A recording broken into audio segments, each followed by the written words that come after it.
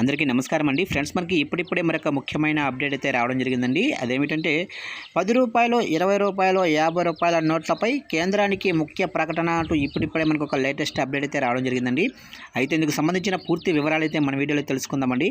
Video మాత్రం ఎక్కడ skip చేయకుండా చూడండి ఫ్రెండ్స్, అప్పుడే మనకి పూర్తి సమాచారం అయితే తెలుస్తుంది. ఇంకా ముఖ్యంగా వీడియో నచ్చినట్లయితే లైక్ చేయండి ఫ్రెండ్స్. లేట్ చేయకుండా వివరాల్లోకి వెళ్ళిపోదాము.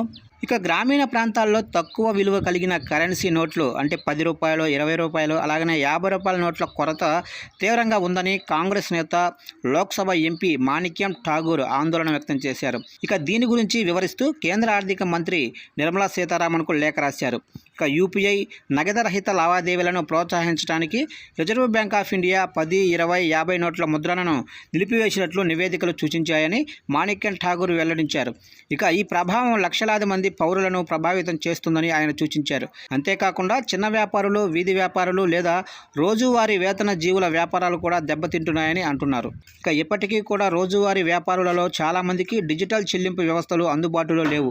అలాంటి వారి వ్యాపారాలు తక్కువ విలువ కలిగిన నోట్ల సమస్య దెబ్బతీస్తోంది. ఇక డిజిటల్ చెల్లింపులు ఉపయోగకరమే అయినప్పటికీ గ్రామీణ ప్రాంతాల్లోనే ప్రజలను కూడా దృష్టిలో ఉంచుకోవాల్సిన అవసరం ఉంది. కాబట్టి తక్కువ విలువ కలిగిన నోట్లను కూడా పెంచాల్సిన అవసరం ఉందని ఆయన పేర్కొన్నారు. ఇక తక్కువ విలువ కలిగిన కరెన్సీ నోట్ల ముద్రణ పంపిణీని పునఃప్రారంభించామని ఆర్బీఐని ఆదేశించడం ద్వారా తక్షణమే జోక్యం చేసుకోవాలని ఠాగూర్ కేంద్ర ఆర్థిక మంత్రి నిర్మలా సీతారామన్ను కోరారు. ప్రజల డిమాండ్ను తిరస్కరించడానికి ఈ నోట్లను తగినంతగా సరఫరా చేయాలని ఆయన అన్నారు. ఇక అట్టడుగు వర్గాలు ఎదుర్కొంటున్న కష్టాలను తగ్గించడానికి ఈ అత్యవసర విషయాన్ని పరిష్కరించాలని తన లేఖలో వివరించారు.